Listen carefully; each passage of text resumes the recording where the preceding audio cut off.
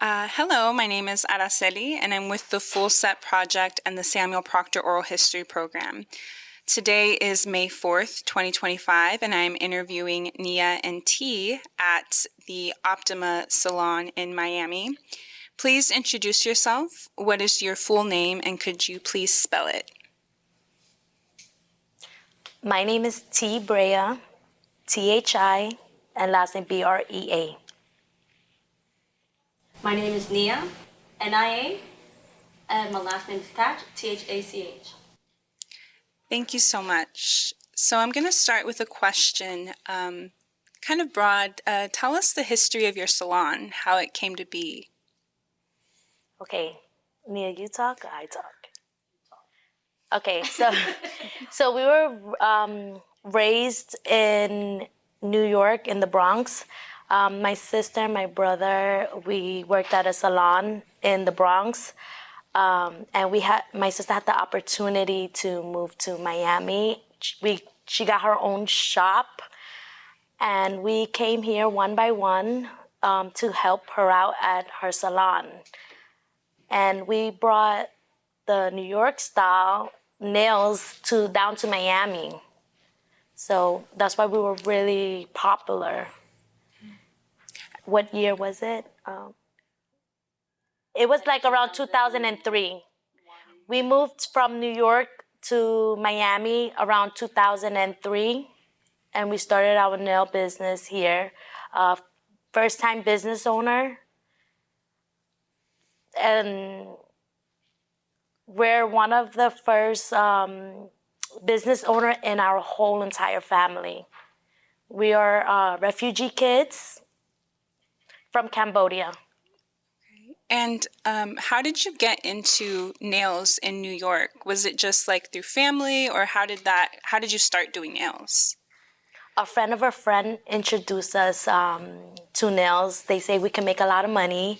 So we started doing nails, and we just worked from there, and we just kept on learning.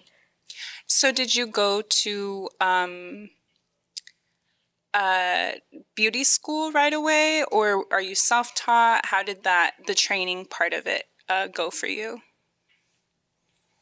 Well, my sister went to school, and then she's like, "Hey, I found a craft that we can do and make money." And then afterwards, when we moved to Florida, that's when everybody went to school, and then we started working full time. So the techniques that you learned, do you feel like you learned a lot of them in school, or did you learn a lot of hands-on and like at the salon, I assume? With customers. That's when you learn, your real skill, because everybody's hands are different. Mm-hmm. Yes. But mainly we learn from our older siblings. And I was always the little sister, so I was always around the salon business. I would, help out, take out polish, practice on my customers, like help my sister. Like she'll do the full set, I'll paint the design and the nails. Mm-hmm. That was my job, to do like the simple tasks. So I was always learning. Mm-hmm. I was always their apprentice. Yeah, and what was the nail business like at the time when you moved to Miami? At first, our first salon, we started with two little used pedicure chairs and like one table. The whole salon, it was 1,000 square feet. We had no customers. We were really, really afraid to like take that faith and open our own shop. So we actually, like my sister was so scared that we couldn't make ends meet when we first started. So she used to go and work at another salon in order to maintain and sustain the rent, the bills here. So that's how we started. And then since our style was so different, like we brought the up north down to Miami, we got so busy. We had all the high school girls, we had all their teachers, their cousins, their mom, everybody. It was all word of mouth. We never did any promo. We never did any advertisement. Yes. And how do you like describe the New York style? What does the New York style mean? Designs. Yes. Everybody wanted designs. The line designs, the colors, the leopard skin, the duck nails, the curve, the water marble, water marble. Oh my God, we did water marble with regular polish instead of gel polish. That thing was so hard. It's so frustrating. We got to take the fingers. Yes. And then dip it in the water. Oh, God, it was terrible with regular polish. And a lot of people in Miami didn't do that style. So we were actually one of the only salons in Miami that did nail design. So we were really, really busy. Like I'm telling you, like 7 days a week, we would work from 10 to like 8, 9, 10 o'clock at night, like always. Like, yeah, so. And how would you describe your clientele? Like, who were your clients? Where were they from? Like, any specific parts of Miami? Well, in Miami, there's a lot of Cubans, a lot of Hispanics. All of our clientele was mainly Hispanics. And they love the nail art. They love the different colors. They love the uniqueness of the nail art. And it's so, like, it's talent. Yeah. And would you say that you've seen a change in nail culture, or how has nail culture changed if you have seen a change?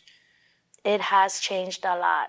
Before it was simple nail art and everybody was like, wow, like the line design in different colors, like that was amazing. But now the new style nail art, it's like a portrait on the nails. Like it's like very detailed. Like they can draw shading, anime. Shading, 3D. They want it to pop. Yes, and my niece is so good at that, but she's the new generation. So she's the one who actually does all the detailed nail art. She's very talented. So would both of you say that you have a like distinct style that you like to do of nails? Or yeah, and if you do, how would you define your style? Nia, your style. I'm more of the management side. Well, it depends. Of the business. It depends. Like some people just look good with like short square, and then some people look good with almond. Some people look good with just stiletto. Like it looks good on them. Like it fits them. Like it's different. Like I don't really have a favorite shape. Like it depends on the client. And what would you say are popular styles with your clients now? Oh, a lot of people now, they want me to do stilettos. Interesting. Pointy. I like the ballerina nails. It's like a coffin, but a little bit skinnier. But they want to do stilettos, and then I'm like, they want it sharp. I don't know Back why. scratchers. Yeah. But, I mean, that's what they like. Yeah. And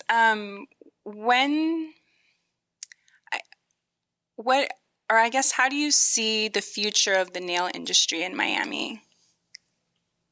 Everybody gonna be walking with art in their hands, like, the bad bitch is back. What about your part in the future of the nail industry in Miami? I try to let the younger generation do their thing. I motivate them. I try to tell them, like, look, you guys are so young and so talented. Like, if I had this talent at that age, like, it would be different. But the new generation, they're doing a really great job, and they coming out. Like, since I also sell supplies, beauty supply, a lot of my younger customers, I'm telling you, like 13, 14-year-old doing nails, and they show me pictures, and I'm like, wow, like they're learning from YouTube, from the salons. It's a lot of resources out there for people to learn how to do nails. Yeah. It's changed a lot. Yeah. So do you think that the techniques, I guess you've kind of already talked about this, but how the techniques of learning nails has changed, and do you think that that's impacted the nail industry? Yes. Also, the tools that the nail techs use, they're coming out with so many new tools to make it easier for the nail tech. So like I always tell my clients who's buying supply, don't go the cheap route, because when you don't have the right tools to do nails, you're making your job easier. So don't be cheap when it comes to buying these new products. Mm-hmm. There's always something new out there that, make your job easier. So you can't I always tell them you gotta work smarter, not harder. Mm-hmm. Because some people in the old time, we have to file the nail with the board. And now they'll do it with the machine. Boom, boom. Easy. A manicure is done so easy now. Yeah. And how did you get into the store, like selling the products? When did that happen? Like what year and how did it happen? It happened in 2010. We opened a nail supply store because in Miami there's no nail supply store. There's like an hour away drive. So like our city here is growing, and we started selling beauty supply because it's not there's no beauty supply around here. So we're actually the only one within like a 30-mile radius right now. So that's why we started. Nail techs. Yeah. And who are your clients that come into the nail store?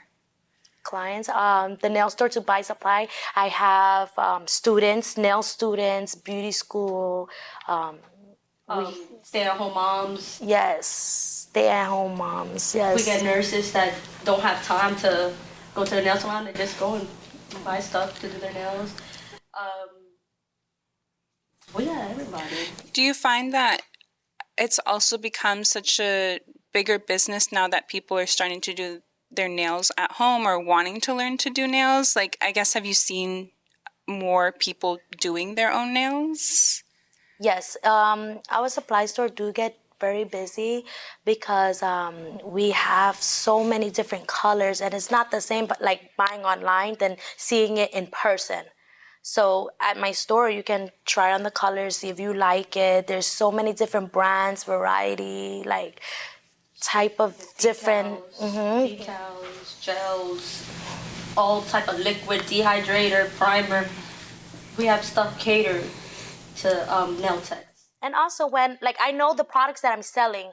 So when the customers come and, they ask, oh, how do you take the oil out the nails, or how do you make it last longer? I teach them because I teach them what I know. Yeah, that's why every time they come into the nail supply, like I'm not gonna hate on new nail techs. Like I love that the people are learning, and that's how we sell too. We teach them. Yeah. Do you think that it's also kind of, and I know we talked a little bit already about this, but has it also kind of shaped your aspirations of what you want to do, with your career? Or I guess, what are some of your career aspirations? We'll start with that question. What are some of your career aspirations? I want to leave the business to the younger generation, like my nieces and my daughters. I have 3 daughters. I want them to actually, this is a stepping stone for them. So learn how to do nails on the side, or, like part-time while you're going to school, because school is very important as well. So, when on your free time, you can come and do nails, stay at the salon, socialize with people, gain experience, charge my customers, learn how to pick up the phone. It's a whole career here. So I want to teach my babies and my nieces how to gain responsibilities in a small business, because this is a small business. So that's where I'm going with this business.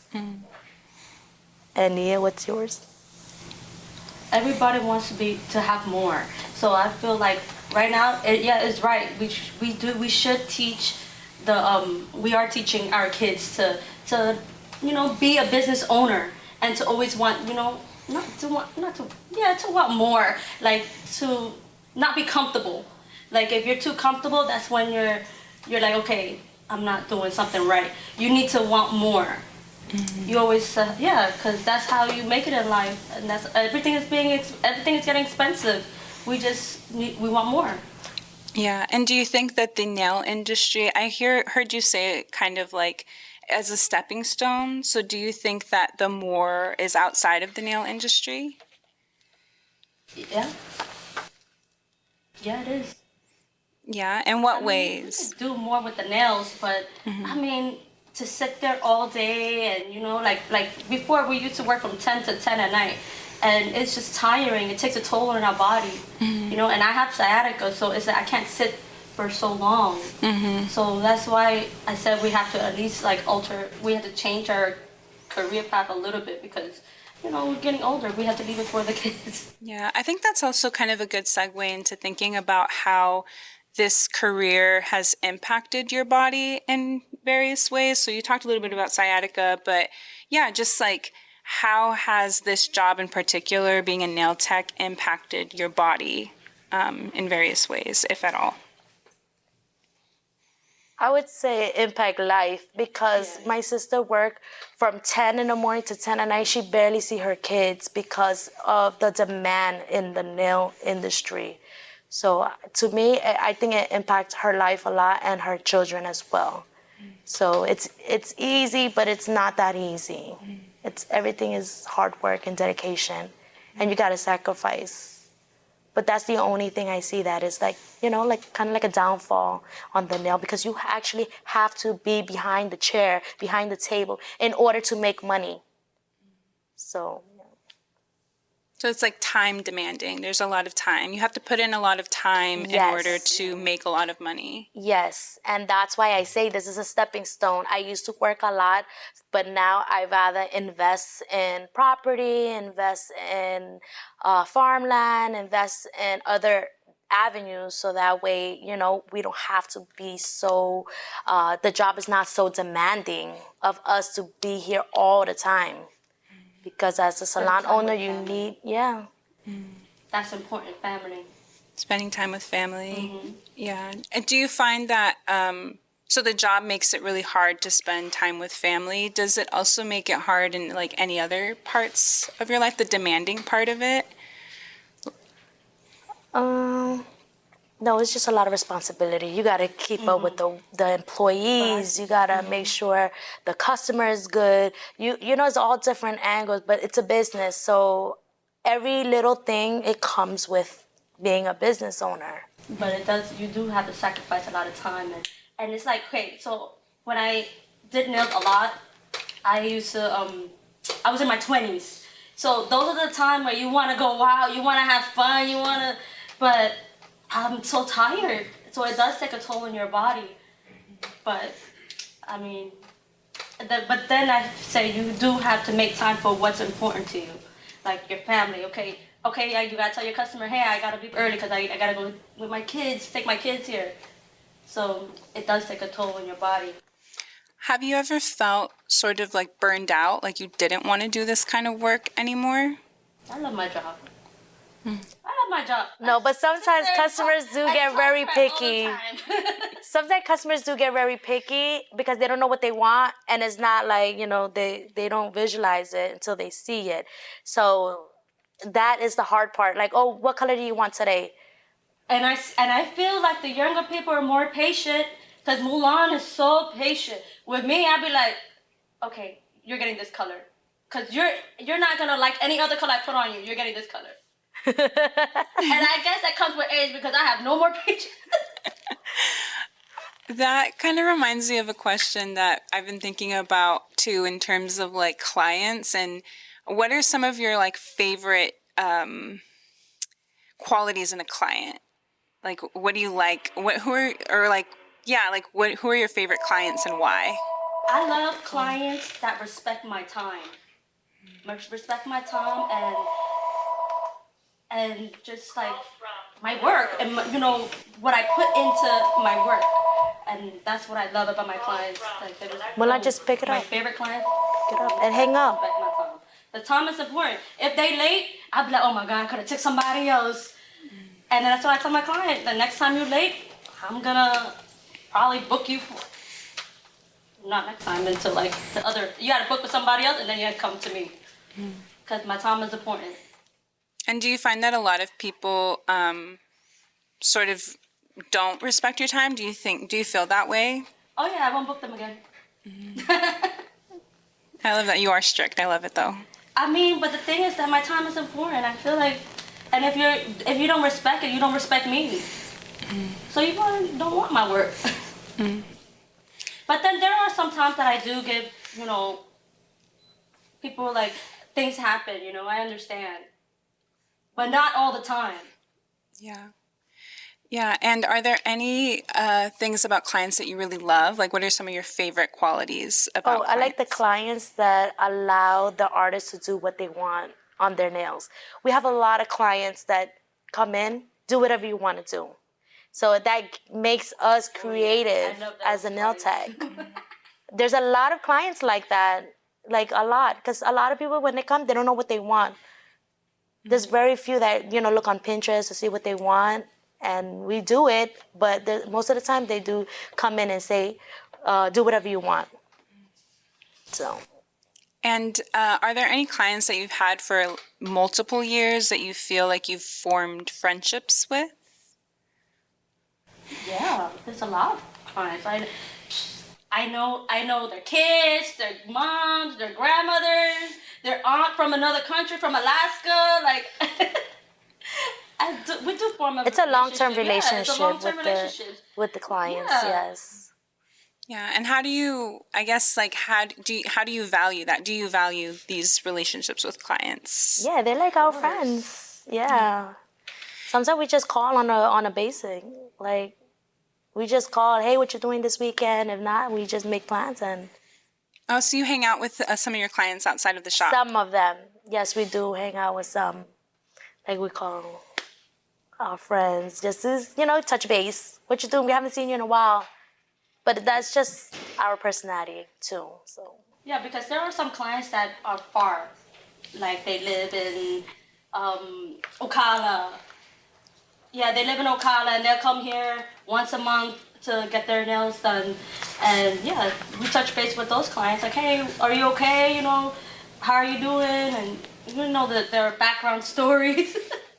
Yeah. So, what do you think of clients coming? How far is Ocala?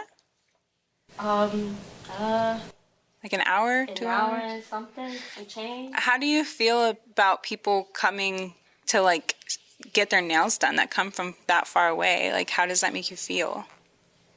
We love that, of course. We love that because they could have went somewhere else, but we love that people come from so far to just get their nails done. Yeah. They're loyal. Yeah, there's a lot of loyal clientele, a lot of loyal ones. It's not the same. Yeah. Yeah. And I guess I'm really curious about that loyalty because as someone who had a nail tech for 6 years and I had to go somewhere else, I moved out of the state, so I stopped seeing her. I think there is this very intimate bond that's created, and I'm curious about your thoughts about that loyalty that you feel. And do you feel? Yeah, I guess do you also feel loyal, or how do you feel about that loyalty that's built in general? I mean, I love my customers that are loyal and respect my time. I mean, I'm gonna respect theirs too. I try to be on time but there are some times where the client before do take a long time and and it pushes over. But I do appreciate them waiting on me. Yeah. And what kind of styles have you noticed here at the salon in terms of, or I guess how long does a set take you? How long does it take you to get through maybe a simple set versus maybe something with an intricate design? 30 minutes to 2 hours. Because 30 minutes is short, full set, simple, one color. And then 2 hours is very long nails like this and all the charms and designs, and depending on the artwork, depending how small you want the charms, it depends. Yeah. And I guess to kind of integrate some of the conversations that we have been having in terms of your interest in leaving the nail business, or maybe not leaving completely, but expanding into other areas. What are some areas that you really want to expand into that are not necessarily the nail industry? For me, I would say investing in properties. That's my main goal, and that's where I'm heading. So I do more of the investing now than actually the nails, because the nail takes a lot of my time, and I also have 4 children, so I need to be a mom, a business owner, so I try to invest so I can flip my money without being there. Yeah. And for you? That's the same thing. I have 1 child, but She has 4, but her children is like mine. So I'm with them a lot too. So that's the same thing we're doing, investing in property and land. And what is it like owning a business with your siblings? How many, are all of the siblings own the shop? It's 6, you said, I think? Yeah, we all work together. There's 6 of us. 5 of us do nails, and 4 of us do nails, and the other one is in farming, and the other one she does the paperwork, which is her. But I love working with my family. Yeah, we're really like a close-knit family. Like everyone says, even the customers was like, you guys are so close. I can't believe that you guys all can work together, which we do. And we've been working together for over 20 years. So, and then that's how we're able to expand and grow a bigger empire, because we work together. Yeah, and do any of your other siblings also see, I guess, beyond the nail industry, like the nail industry just being sort of a stepping stone? Do you think they also share the same views? Yes, we all share the same view. We all agree to invest. We all agree to work together. It's teamwork. It's teamwork. Yeah. So everyone has a responsibility and a job. And I want to kind of also ask about your relationship with Carolina. And how did you meet Carolina? Carolina was a client of ours. I used to do her nail art. I think she was like in high school or middle school. I don't know. High school. She was in high school. Yeah, and she always said that we inspired her to do nails. So when she got a little older, we gave her the opportunity to, work at our salon. So we set her up a little table. She was learning how to do full set, refills, and she was just really good with her nail art. And she always had that gift. Yeah, she's so sweet. Talk to customers. She's so soft spoken. I love Carol. Yeah, and all of our nieces and nephews used to be like running around the shop, and Carolina used to do their little nails. Yeah, my nieces all loved her because of her nail art work. What kind of styles did she do here? She would do anything. Any design that you ask for, she'll be creative and, draw it out. But she did more of the detail work. Yeah, the lines. The detail, the anime. Lines. When she was working in Bird Road, she was doing the lines. The squiggly lines with the little dots. The swirls. Yes, but she was so detailed. Yeah. She can draw a portrait on your nails. That's how... And I've heard you kind of reference these little lines or squiggly lines. What style is that, or how would you describe that? What are these lines? I learned that from New York, so I think that is from up north swag. God. I wish I had a picture of it, but it's there's lines coming from the left side, the right side coming down, and then you're doing little dots or little different colors, dot flowers. And now it's not like that. Now it's the petals and the leaves, the details, the shading.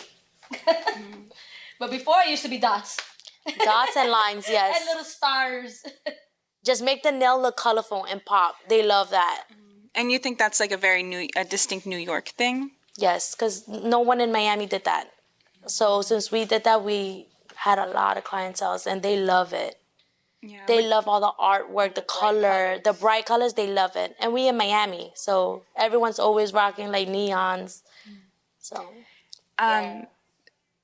So what kind of styles did she do at the salon? You would say also kind of lines? Do you think she was kind of known for lines here?